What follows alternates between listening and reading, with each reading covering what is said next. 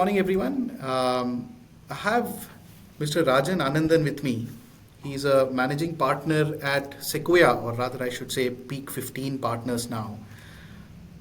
He's a veteran of the Indian internet economy, and he's had a ringside view of how the overall ecosystem has evolved in India. Been a part of both Google, Microsoft, and Sequoia in the last decade, and has seen the most of the evolution of how startups have been born and become unicorns, and the entire cycle therein. Today, Rajan focuses on the seed and surge side of Sequoia, and has a very strong view on how the early stage ecosystem in India is evolving. We are very glad to have you, Rajan. Thanks for joining us today. Yeah, thank you. Thank you for having me. You keep saying Sequoia. We are Peak 15 partners. Yeah, I think we're still sort of caught in that habit of By the way, Peak I think 15 it's is a what Mount Everest was called before it became Mount Everest. That's what Peak 15 is. yeah, that's a fascinating story, by the way, and I'm sure, right? I think last week most of the headlines have revolved around, Yes. I think we've had. Now let's move on. We are Peak 15. We've talked yeah. enough about Peak, with the transition and the rebranding and so on. Yeah. No, absolutely, and I think this is the also. I think there are a number of things about how winters and recessions are the best time for any sort of change, right? Because that gives you the opportunity to prepare yourself when the spring comes along. So so absolutely cool. I think let's jump straight to it. We've got a bunch of very interesting questions, right? And let's start with this funding winter theme itself, right? Surprisingly, I think the number of deals that happened in 2022 was actually similar to 2021, right? And however, the value of the deals dropped significantly and went back to 2020 levels, which means that the overall, while the early stage deals sort of kept momentum, it's the late stage deals which actually lost some of the momentum, and therefore the area that you focus on continues to stay strong. So is it really a winter in 2022, or is it 21 that was an outlier, and therefore what does the new normal look like? Yeah, I think it's a great question. Look, first and foremost, 2021 was not normal. Okay, so in starting in the second half of 2020, with the onset of COVID, with global economies locking down, just in the U.S. we had $7 trillion of liquidity, right? That went into pretty much every asset class, right? Public equities, private equities, crypto, real estate. I mean, crypto, had a $3 trillion market value, right? And also interest rates went to zero. So essentially, all valuation models had interest rates of zero. If you have interest rates at zero, it doesn't matter when you get profitable, right? And your valuations obviously are modeled based on an interest rate of zero. So that really was 2021, and I think it's important to keep in mind that 2021 was a black swan event. Okay, second half of 2020, 2021, actually even the first half of 2022. So startup funding in India in 2019 was about 14 billion. That was up, by the way, from less than $1 billion in 2010. Okay, so there was a 14x growth if you look at 2010 to 2019. 2020, because we lost half of the year, it was about 10 billion. But then it went to over 40 billion, right, in 2021. And even 2022, because of the first half, which was very active, ended at about 25 billion. Here we are in June of 2023, and we are trending towards between 10 and 15 billion, right? Which is really where we were in 19 and 20. So we are essentially back to normal. So the way that I like to think about this is 2021 was a black swan event. We are really back to a trend line, and the trend line is actually very positive. And in terms of where we are today, this is the new normal, right?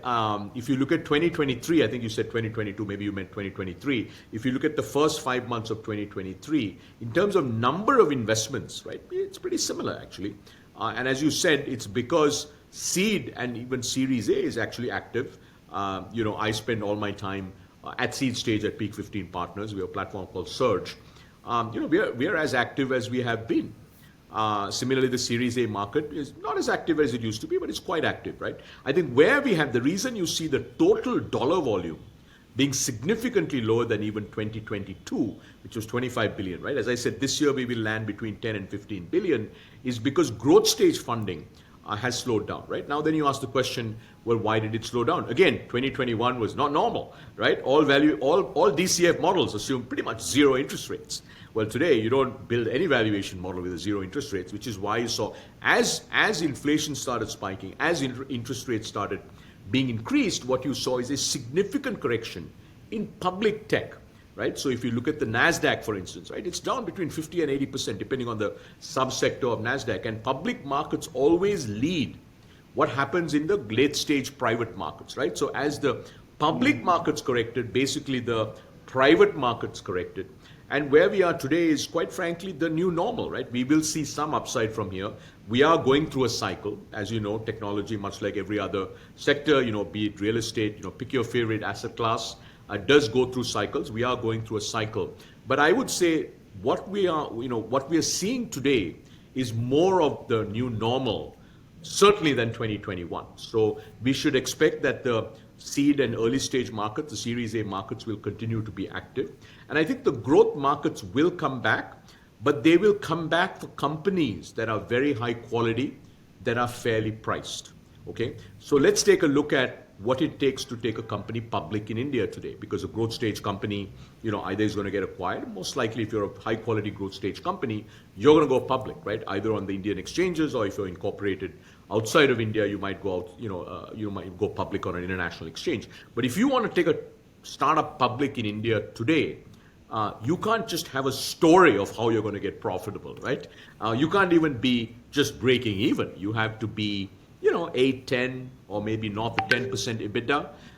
That's what it takes. So, and that's a pretty high quality company. You don't have to be doubling revenue every year on year, but you should be growing 30, 40%. That's a pretty high quality company, right? You got 10+% EBITDA, you've got very strong return on capital employed, you're growing at 30, 40%. That's a pretty interesting, and you've got some meaningful, scale, right, of a business. That's a pretty high quality company. And so the companies that are going to get fit, and that's what it takes to go public. So now you go back into the private markets and you say, what does it take to raise a growth round today?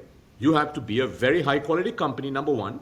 And number two, you have to be fairly priced, right? So SaaS companies in the public markets in NASDAQ, for instance, right? High quality SaaS companies were trading at 30 times, 40 times, 45 times of revenue run rate. Those are down to now 10 to 15, the highest quality companies, right? And SaaS average multiples, I know most of this audience is focused probably more on consumer, but if you look at software products, software as a service multiples, they're down to the between 6 and 8 today, right? So you've seen sort of this massive compression of public market multiples that flows into the private market. So you've got to have high quality companies, and you've got to be fairly priced. So that's sort of so we are essentially back to business as usual. And I know founders would love for 2021 to come back, but this is the new normal. Yeah, I think that's one of our thesis as well, right? One of the reasons why the number of good investors have also started, or good founders have really hesitant, is because their perspective is a bit colored from what happened in 2021, and therefore the new normal, it just takes some time for that elasticity to come back to what I would say is, look, this is the best time to invest in India. It's also the best time to start up. Okay, so actually, if you're a founder who wants to start up, who genuinely wants to start up, not to just go raise capital, right? Because they have a problem that they're very, very focused on solving. They just can't sleep at night because they keep thinking about this problem, right? And they have a deep level of insights that's going to help them come up with a differentiated solution to this problem that they're facing. There's never been a better time, because Look, the seed market is as active as it's ever been, right? If you want to raise $500,000 or a million or $2 or $3 million today, if you're a high quality team going after a large market with some unique insights, that round's going to get done. And quite frankly, look, seed to Series A, that time frame had compressed to 6-8 months. It's just back to being normal, 18, 24 months, maybe on the outside 30 months. It's, that's what it is, right? So you raise $2-3 million. So let's say you raise 15 or 25 crores in a seed round. You keep building, you launch a product, you get to product market fit, takes you 2 years, and you raise your Series A. And the Series A market is also active. So actually, it's a very good time to start up because there's no noise. You're not going to have 15 competitors getting funded. You're just going to be able to just heads down, build your company. Talent is more affordable, so less competitive. Talent is more affordable, etc. So I would say if you're starting up, this is actually a great time. And similarly for investors, there's never really been a better time to invest because quality just keeps getting better, right? So especially if you're early stage, I can tell you every day I meet between 5 and 7 new founders, okay, new companies. So I have every single day, maybe except Mondays because we have our ICs on Mondays.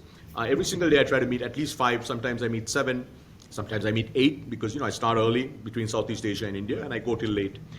The quality of the founders that we are seeing, right, is materially getting better every year. I can tell you, I'm coming up on 4 years at Peak 15 Partners. I joined Sequoia Capital India. Now it's Peak 15 Partners. It's coming up on 4 years, and I can tell you every year the quality just keeps going up, right? So this is a fantastic time to be investing. It's also a great time to be starting up. Now, if you're a late stage, if you're a growth company, growth stage startup, you only have 3 priorities: get profitable, and get profitable.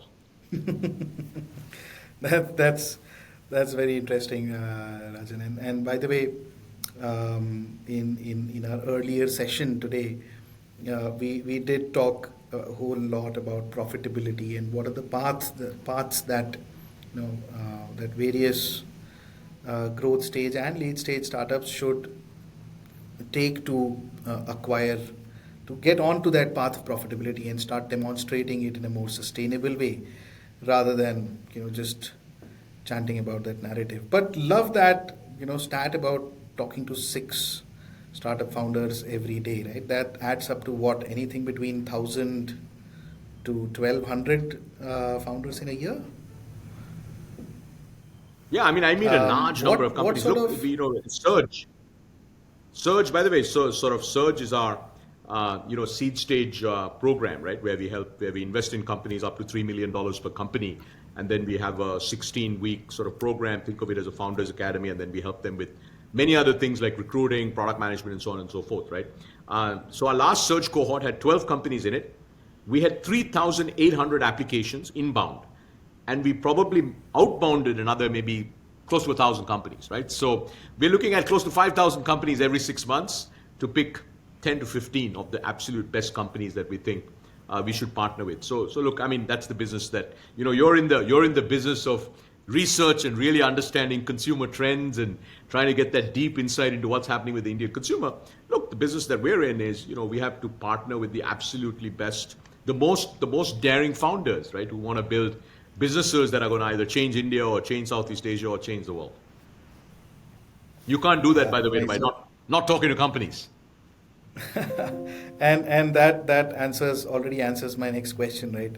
About the success rate of getting into search just seems to be slightly easier or even harder than IIT-JEE, I think. Actually, I don't know the exact. So I mean, let's say right between 4,000 to 5,000 companies, we have let's say 10 to 15 companies. So I don't know what that percentage. I don't know. That's the same ratio as. Yeah. So there you go. Yeah. So you said that the quality of founders has significantly gone up in the last 4-5 years. How has the quality of themes and the kind of themes that are coming up with you evolve with time? Do you still see a lot of consumer focused startups, or has that constitution changed over the last 4-5 years? Actually, it's very interesting. We did The short answer is, as we speak now, we are seeing a resurgence of consumer companies. Okay, and I'll come back to that. We did see, in many ways, the composition of the surge cohort, right? Let's say the Indian companies in the surge cohort represent sort of what is going on in the ecosystem, right? So, for instance, this is not tied to consumer, but if you go back to the first cohort of surge, which was 4.5 years ago, right? We started in March of 2019. We only had 10%. We had 17 companies. We had 2 companies, one in India, one in Southeast Asia, that were software companies, right? Sort of SaaS companies. Actually, then by the sixth cohort, that number had gone up to 55%, right? So lots of SaaS companies building from India for the world. So dramatic change over a period of about 2.5, call it 3 years, right? But if you actually look at the last cohort, out of the 12 companies, right, we had five consumer companies, right? Actually 6 consumer companies out of 12. So 50% now are consumer companies, right? Now this is between India and Southeast Asia. And by the way, the 55% was, I'm not talking about fintech, I'm not talking about edtech, okay? I'm talking about consumer, and I'll get you the sub-definitions of it. So if you look at the last cohort of Surge, we had a company called Meragi that is going after Indian weddings. Indians spend $50 billion on weddings when our GDP per capita is $2,500. Kanishka, you can imagine what's going to happen by 2030, right? I mean, it's going to be a $100 billion market, right? Now, by the way, there have been many attempts to try to build wedding startups. Almost all of them really have not scaled, right? But we think this startup is taking a very, very unique approach to the weddings market. Very, very strong team, right? They're seasoned builders. And so that's one, right? So think of it as a vertical full stack commerce sort of play. The second company is another vertical commerce company called Vari. They focus on home furnishings. Home furnishings, massive market, as you know, in India, but largely unbranded. And this company has just insane gross margins, It's very, very interesting to be in the home furnishings market. Again, vertical commerce. And the third one actually is a consumer brand. I'm just going to talk about the India companies, okay, not Southeast Asia companies. Third one is a consumer brand startup called Master Chow, which focuses on Asian spices, right? By the way, if you haven't tried Master Chow, or anybody, if you're listening, if you love Asian spices, actually they've launched instant noodles that are like really, really interesting.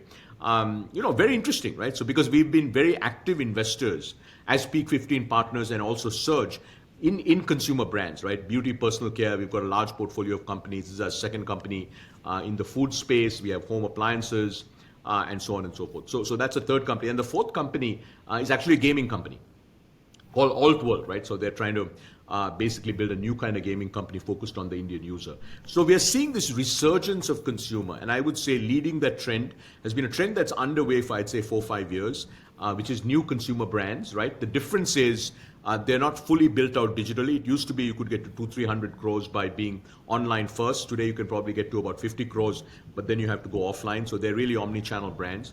There's been a lot of activity, as you know. There's been a lot of innovation in beauty and personal care, but really, even there's a lot of options. But then if you look at food, you look at fashion. I got this interesting statistic, by the way, from Anand, who's the founder of Mensa, right? If you look at beauty and personal care, you look at fashion, and you look at home combined in India, that market, consumer spend level, right, is about $120 billion. So call it 10 lakh crore, rounded up, okay?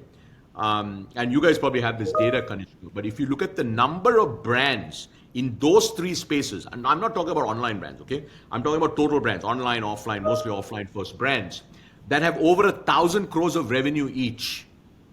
There are only 30. Think about this. 10 lakh crore market in these 3 sub-segments, okay, there are only 30 brands over 1,000 crores, right? Look, we're going to have 100 brands easily over 1,000 crores. In fact, many of these brands will get to 5,000-10,000 crores, right? So we think consumer brands really is just starting. Now, of course, they'll be built differently. You can't expect to only, be an online first brand and get to many 100 crores. You can probably get to 50, maybe 100 crores. You have to be very good at offline. So again, coming up with distinctive products. So that's that. Second, we think, look, basically thanks to the amazing and extraordinary work that has been done by the first generation of e-commerce companies, Amazon, Flipkart, Snapdeal, etc., as well as the second generation, the vertical players like Nykaa, Lenskart, FirstCry. Today we have, as per your data, 210 million transacting users on products annually, right? 60 million, let's say, per month, uniques. And that creates a very interesting set of buyers, right, for new things that you could do in terms of vertical commerce. But you have to be very thoughtful. You have to target the right segment, and you have to make sure you can compete with the horizontal. So that's a second. We do think there's going to be more vertical commerce companies, but they're going to be very, very differentiated. And the third one really is gaming. Look, we think gaming is just getting started in India. We actually published some research about a year and a half ago. The total revenue of Indian gaming companies is about $2 billion. That's going to get to $5 billion by 2025, and I think we'll blow that forecast out of the water. So we see a lot of potential innovation for gaming. So that's the third one. And then the fourth one, look, is just more, consumer sort of innovations, consumer internet innovations that we haven't seen before, right? It's quite interesting that, when I joined Google, 2011, there were 10 million active smartphone users, Kanishka. 10 million, okay?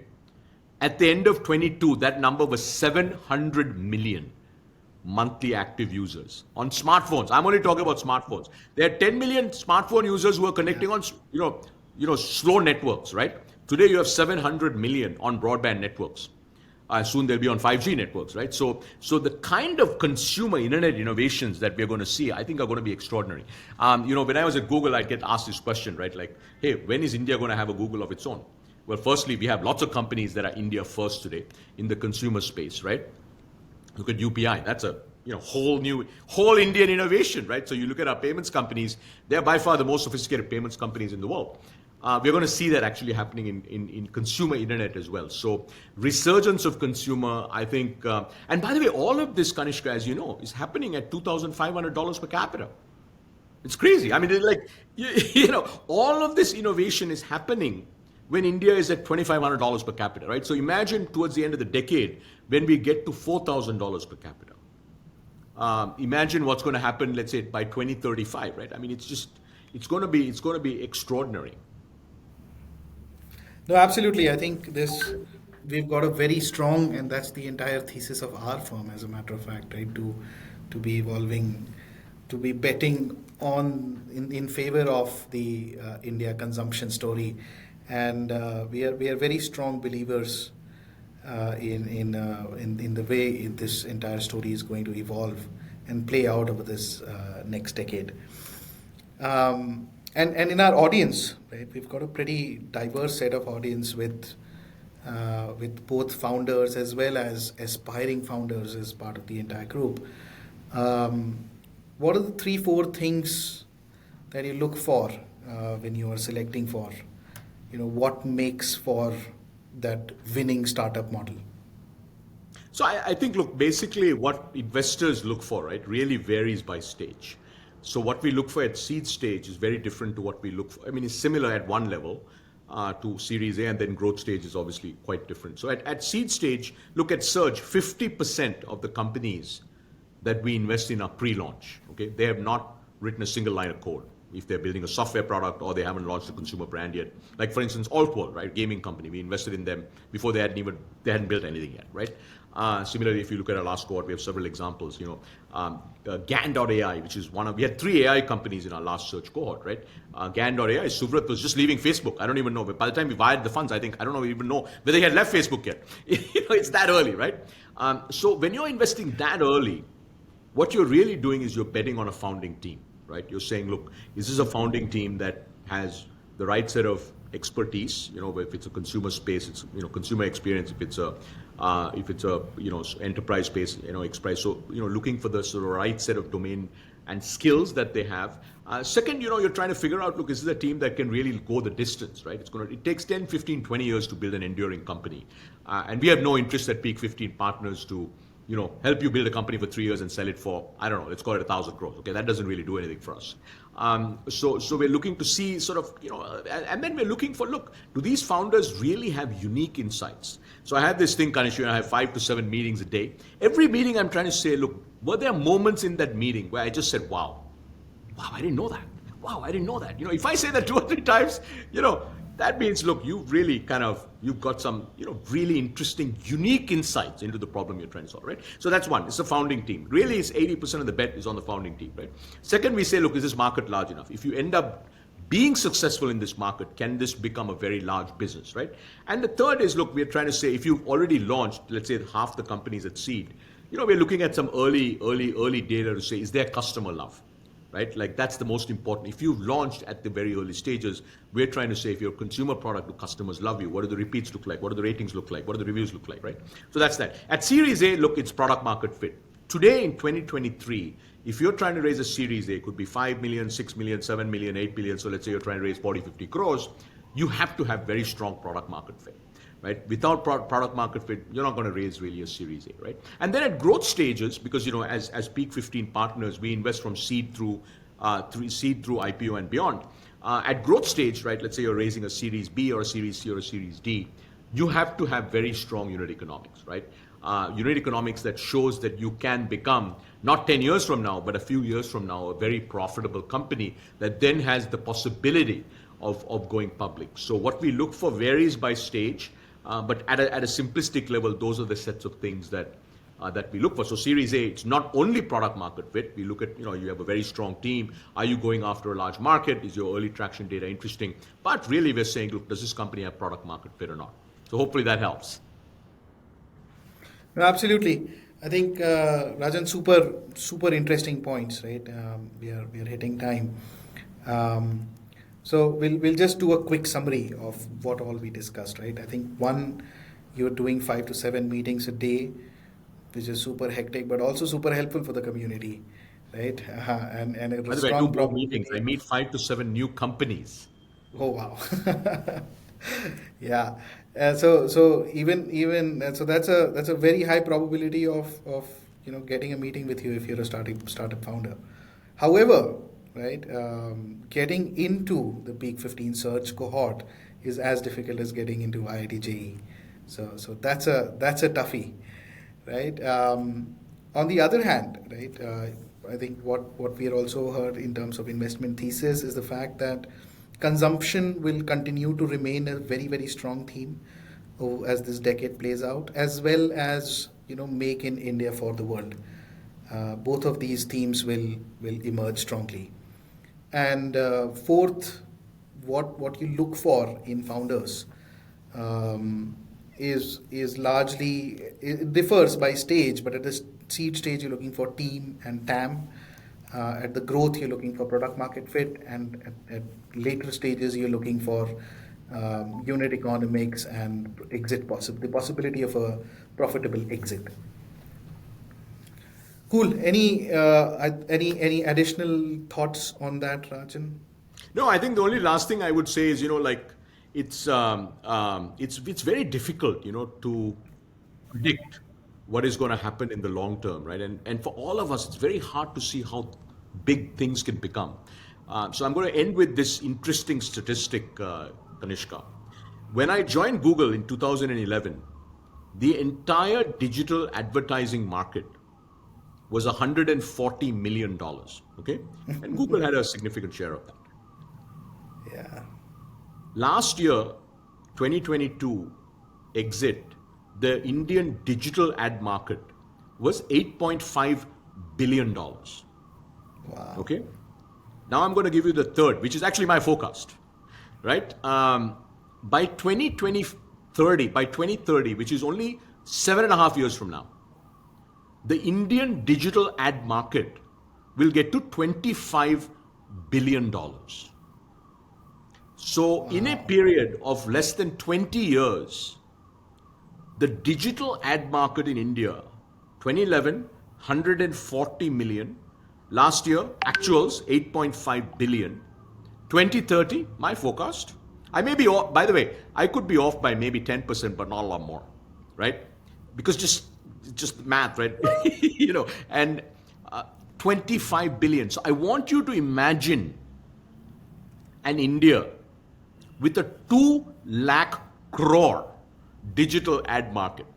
And if you had asked me in 2011, first of all, by the way, the big goal that we had when I joined Google, because we were less than 140 million, in fact less than $100 million, we said we want to get to $1 billion of ad revenue in 4 years. We got there in 5 years, right? But if you had asked me sitting in 2011 or even 2012, or for that matter 2015, can India have a $25 billion digital ad market? I'd say absolutely no way, right? And I think the same thing applies to every consumption category in India. We cannot even imagine how big this is going to become, right? And I think if you're an entrepreneur starting up, building a consumer business in India, I think this is just a very, very special time because disposable incomes are beginning to grow. But as all of us know, right, we have a fully connected, fully transactional, fully seamless, digital economy today. And the fact that you can just build a company, and if you've got a very differentiated product, it could grow very fast, I think is very special. And we haven't seen anything yet. So I'll just end with that none of us can imagine what it's going to look like just 7.5 years from now, right? 2030 is only 7.5 years away. So I'll just end with that, Kanishka. No, that's a very, very positive note to end on, Rajan, because we also are looking very favorably and with great expectations towards how this decade is going to play out, and I think strongly agree with your thesis, right? That the next decade is probably going to be the best decade so far for India. Thank you for joining us today, Rajan. It was an absolute pleasure to host you today, and we'll hope to catch you very soon. Sounds good. Thanks for having me. Take care. Have a great day. All right, thanks, Rajan.